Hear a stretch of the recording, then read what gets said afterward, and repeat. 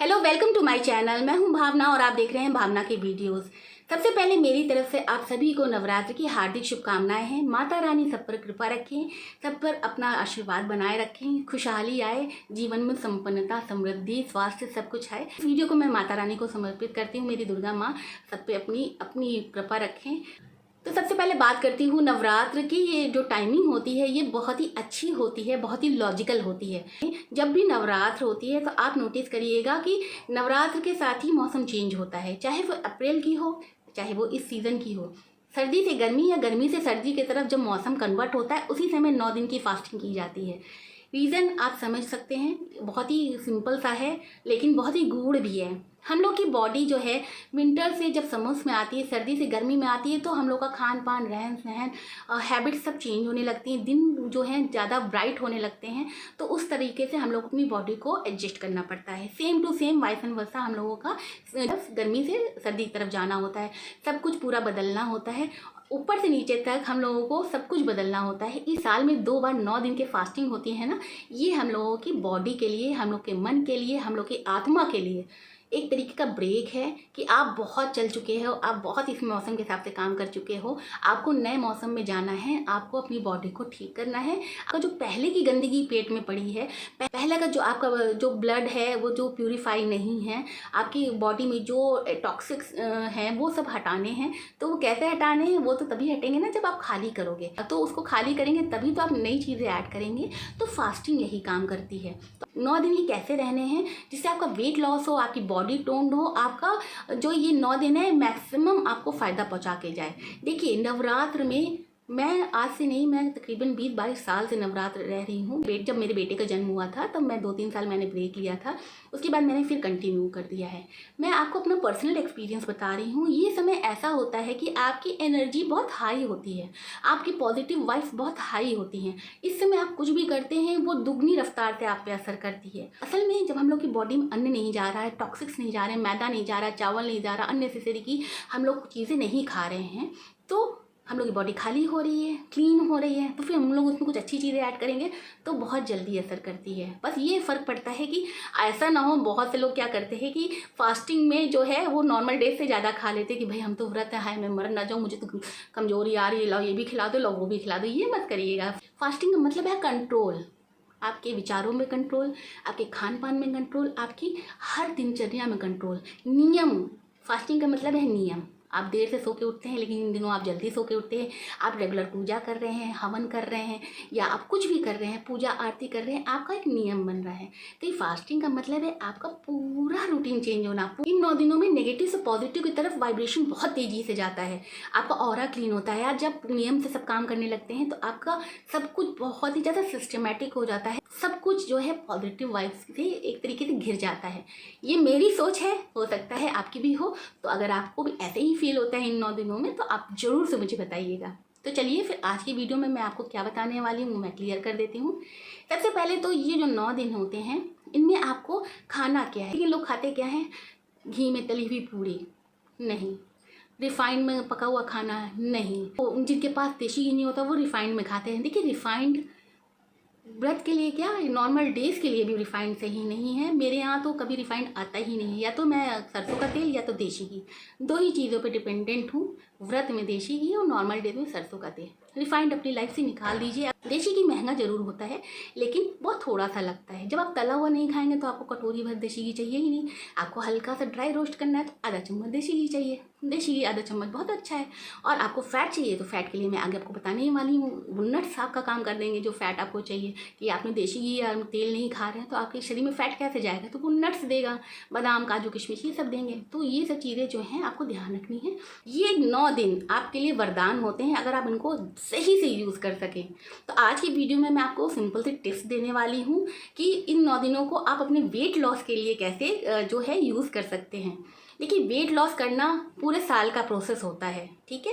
पूरे साल आपको खान पान, एक्सरसाइज सब कुछ करना होता है, लेकिन इन 9 दिनों में एक खास बात यह है कि आपको अन्न नहीं खाना होता है।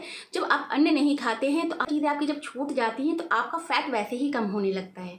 और जब कहते हैं ना, लोहा गर्म हो तभी चोट करनी चाहिए, तो इस समय जब आप कुछ नहीं खा रहे हैं तो आप जो भी खा रहे हैं वो आपकी बॉडी को एक तरीके से टोन्ड कर रहा है। तो चलिए फिर शुरू करते हैं आज का वीडियो। अगर आप ऑफिस जा रहे हैं, वर्किंग हैं, वुमेन हैं, या आप घर पर रहते हैं, वो आप अपने अकॉर्डिंग कर लीजिएगा। 9 दिनों के व्रत में आपको 3 तरीके के आहार लेने हैं, जिनको मैंने 3 कैटेगरीज में डिवाइड किया है। पहला है ड्रिंकिंग, कोई भी तरीके का ड्रिंक आपको लेना है। दूसरा है आपको स्नैक्स लेने हैं और तीसरा है आपका फुल मील। अब बात करते हैं ड्रिंक की। तो ड्रिंक में आपको क्या लेना है, आप जब पूजा कर लेते हैं सबसे पहले तो आपको पानी पीना है, सिंपल सा, ये डेली का होना ही चाहिए। ये नवरात्र की बात नहीं है, डेली का होना चाहिए कि आपको पानी पीना है। उसके बाद आप कोई भी चाय ले सकते हैं। चाय में इस समय मैं कोई आपको क्रांति करने को नहीं कह रही हूँ कि चीनी छोड़ दीजिए, ये छोड़ दीजिए, वो छोड़ दीजिए, लेकिन चाय के साथ साथ आप थोड़ा सा ये ज़रूर कर सकते हैं, आप इसमें लौंग डाल सकते हैं, इलायची डाल सकते हैं, और आप इसमें डाल सकते हैं थोड़ी सी काली मिर्च। ये क्यों डालना है? ये इसलिए डालना है क्योंकि इस समय आपकी बॉडी में अन्न नहीं है, कोई ब्लॉकेज नहीं है, कोई चीज़ रोकने वाली नहीं है, तो ये इसके जितने भी मसाले हैं ये आपकी बॉडी में ब्लड सर्कुलेशन तेज करेंगे, आपकी इम्यून सिस्टम को बहुत तेज करेंगे, जो मेटाबॉलिज्म होता है उसको तेज करेंगे। उससे आपका क्या होगा, आपका जो फैट लॉस होगा वो बहुत जल्दी होगा। तो आप चाय में ये चीज़ें डाल सकते हैं। दूसरा ड्रिंक जो है वो है मट्ठा। मट्ठा या दही, ये आपको दोपहर में लेना है। मट्ठा बेस्ट होता है, आप कभी भी नॉर्मल डेज में भी लेंगे तो भी वो बहुत ज़्यादा अच्छा होता है, लेकिन इस समय आपको मट्ठे में सेंधा नमक और काली मिर्च डाल के पीना है। दोपहर के समय लीजिएगा मट्ठा और दही, शाम को मत लीजिएगा क्योंकि ठंडा मौसम बदल रहा है ना, मैंने बताया मौसम बदल रहा है तो ठंड लगेगी आपको और आपको जुकाम हो सकता है, कफ हो सकता है। तो दोपहर में आप मट्ठा ले सकते हैं। शाम को आप नॉर्मली चाय ले सकते हैं या गुनगुने पानी में आपको नींबू लेना है। नॉर्मली नींबू लोग कहते हैं सुबह ले लेना चाहिए, लेकिन बहुत ज़्यादा खाली पेट में आप नींबू या कोई एसिडिक चीज़ें लेते हैं तो आपको एसिडिटी की प्रॉब्लम हो सकती है। तो जब आप 4 या 5 बजे करीबन आप चाय पीते हो तो चाय पी लीजिए, या कि गुनगुने पानी में सेंधा नमक और नींबू डाल के आप गरम गरम पी सकते हैं। बहुत ही अच्छा असर देता है ये यूज़ करके देखिएगा। तो आपके ड्रिंक में 3 चीज़ें मैंने आपको बता ही दी हैं, चाय, मट्ठा, नींबू पानी। और रात में अगर आपको दूध पीने की आदत है तो दूध आप लीजिए, गर्म दूध लीजिए, लेकिन गुड़ के साथ लीजिए या बिना किसी जो शुगर है या कोई मीठे के लिए सिंपल सा दूध ले लीजिए, ये आपके लिए बहुत ही अच्छा रहेगा। इस समय आपको पानी बहुत पीना है, ये याद रखिएगा। जब हम लोग अन्न खाते हैं तो हम लोग को प्यास ऑटोमेटिकली लगती है, हम लोग पानी पीते हैं, लेकिन इस समय हम लोगों के ग्रेन्स का इंटेक बिल्कुल नहीं है, हम लोग कोई भी चावल, गेहूँ या कुछ भी नहीं खा रहे हैं, तो हम लोग को प्यास नहीं लगेगी। प्यास नहीं लगेगी तो हम लोग पानी नहीं पिएंगे, और जब पानी नहीं पिएंगे तो हम लोग डिहाइड्रेट होंगे। तो पानी नहीं मिलता है तो हम लोग की बॉडी अपने अपने हर ऑर्गन में पानी स्टोर करना शुरू कर देती है, फिर हम लोग की बॉडी फूलने लगती है, तो आपको लगेगा कि अरे कोई फ़ायदा ही नहीं हुआ। तो पानी तो आपको ज़रूर से ज़रूर पीना है। तो ये ड्रिंकिंग हैबिट आपको 9 दिन रखनी ही रखनी है। एक्स्ट्रा चीज़ें मत खाइएगा, फ्रूट जूस मत पीजिएगा, फ्रूट अवॉइड करिएगा, इसकी बजाय आपको फ्रूट खाने हैं। तो ये पहला सेगमेंट हो गया आपका ड्रिंकिंग का, कि आपको ड्रिंकिंग में एक बार कंक्लूजन कर देते हैं। ड्रिंकिंग में कुछ भी आप पीजिए, लेकिन आपको अननेसेसरी कोई भी ऐसी चीज़ नहीं पीनी है जिसमें चीनी बहुत ज़्यादा हो। जैसे इस समय लोग लस्सी बहुत पीते हैं या दही में चीनी डालिए, चीनी थोड़ा सा अवॉइड करिएगा, वरना फैट आपका कम नहीं हो पाएगा। अब आते हैं दूसरे सेगमेंट पे, वो है स्नैक्स का। स्नैक्स का इस समय बहुत रोल हो जाता है। ये क्यों हो जाता है? क्योंकि हम लोग फुल मील ऐसे भर के खाना नहीं खाते, हम लोग मील भी खाते हैं, जो मेन भोजन भी करते हैं इस समय, वो भी इतना नहीं करते कि जैसे दाल चावल सब्जी रोटी प्रॉपर खा रहे हों। तो हम लोगों को स्नैक्स बहुत ज़रूरी हो जाते हैं। तो स्नैक्स में मैं शामिल कर रही हूँ, सबसे पहले आपको लेने हैं नट्स। नट्स आपको चाय से भी पहले लेने हैं। ये तो मखाना या तो बादाम, किशमिश, ये सब चीज़ें आप जो है चबा चबा के खा लीजिए, उसके बाद आपको चाय पीनी है। तो आपको स्नैक्स में लेना है पीनट, मखाना, बादाम, किशमिश, ये आप फिर मैं बता रही हूँ अपने अकॉर्डिंग लीजिएगा। एक चीज़ ध्यान रखिएगा, जैसे आपने मूंगफली कलहारी है या फ्राई की है, मखाने की हैं, नमक ना डालें तो बेहतर है, बिना नमक के खाइए। हम लोगों को मेन अपनी बॉडी में वाटर रिटेंशन होने से बचाना है, नमक कम करना है। अगर आपको नमक के बिना दिक्कत होती है तो फिर आप इसके साथ कोई चाय लीजिए या कोई 1-1.5 घंटे तक आप पानी मत पीजिएगा। अदरवाइज़ आपको ये जो नट्स हैं ये आपको फ़ायदे पहुँचाने के बजाय नुकसान पहुँचाएंगे। नट्स के साथ कभी भी पानी नहीं पीना चाहिए। नट्स के साथ आप या तो कोई गर्म दूध या गर्म चाय आप ले सकते हैं, ठीक है। गर्म चीज़ खानी चाहिए क्योंकि इनकी तासीर ऑलरेडी गर्म होती है। अगर हम नमक खा रहे हैं तो पानी तो बिल्कुल भी नहीं पीना चाहिए नट्स के साथ। ये जो नट्स हैं आपने सुबह खा लिए, उसके बाद आपको 11 से 12 के बीच में आपको एक फल खाना है। हो सके तो सेब जरूर खाइए, एक सेब आपको रोज़ खाना है। सेब बहुत ही ज़्यादा बॉडी में आपके जो है वेट लॉस का काम करता है, फैट लॉस का काम करता है। सेब हमेशा से बहुत ही ज़्यादा, जैसे Apple cider vinegar normal days में लोग कहते हैं वेट लॉस के लिए बहुत अच्छा होता है, तो नवरात्र में आपको सेब को रोज़ खाना है। सेब को स्किप मत करिएगा, ये आपके वेट लॉस के लिए बहुत ही ज़्यादा इम्पॉर्टेंट स्नैक्स है, ठीक है। तो आपने नट्स ले लिए, आपने फ्रूट ले लिया। अब तीसरी जो स्नैक्स है वो है आपका सैलेड। किसी भी तरीके का सैलेड आप बना लीजिए, टमाटर, नींबू और कोई भी चीज़ ऐसी ले लीजिए जो आप खा सकते हो व्रत में, उसकी एक सैलेड बना लीजिए। थोड़ा ही खाना है, लिमिटेड जो है, बहुत थोड़ा सा आपको खाना है। नट्स भी और फ्रूट भी आपको केवल एक सेब खाना है, डेली खाना है। बनाना खा सकते हैं और जो सीजनल फल है अनार आप खा सकते हैं। ये सब चीज़ें आप शामिल कर सकते हैं। और सलाद जो है शाम को ना खाइए, रात में मत खाइएगा, दिन के समय सलाद एक कटोरा भर के खा सकते हैं, जिसमें टमाटर, नींबू, मिर्चा, धनिया जो है आपको डालना है। अगर आपको इस सीज़न में कोई और जो सलाद के लिए आपके यहाँ मिलता हो वो आप खा सकते हैं। तो ये स्नैक्स का सेगमेंट हो गया जिसमें आपको पूरे दिन में ऐसे स्नैक्स खाने हैं, ठीक है। और रात में अगर जैसे आपको स्नैक्स के लिए बहुत मन करे तो आप मीठे मखाने होते हैं, हल्के मीठे मखाने बना लीजिए, जो पाग होता है या गुड़ और मूंगफली की पट्टी होती है, थोड़ी सी खा लीजिए। घर में बनाइए, बाहर का मत लाइएगा, बाहर शुद्धता नहीं होती। घर में बना लीजिए, बहुत ईजिली बन जाती है। तो आप थोड़े से ये पाग खा सकते हैं या तो आप गर्म। अब आते हैं तीसरे सेगमेंट पे, वो है फुल मील। फुल मील यहाँ पर ये मतलब नहीं है कि आपने भर के खाना खा लिया, कूटू की पकौड़ी खा ली, सिंघाड़ी की कचौड़ी खा ली और बहुत सारी आपने सब्जी खा ली, घुइयाँ की सब्जी बना ली, ये सब चीज़ें। देखिए ये सब चीज़ें फास्टिंग के अंदर खाई तो ज़रूर जाती हैं, मगर मत खाइएगा। क्या फ़ायदा होगा अगर आप तली हुई पकौड़ी, तली हुई कचौड़ी ये सब खा रहे हैं, तो आपका पूरा दिमाग तो खाने में लगा हुआ है, तो फिर फास्टिंग का क्या मतलब। दोपहर में आलू जीरा आलू दही या लौकी आलू दही भी आप ले सकते हैं, क्योंकि दही लौकी के साथ अच्छा लगता है। तो आप दोपहर में लौकी की सब्जी ले सकते हैं।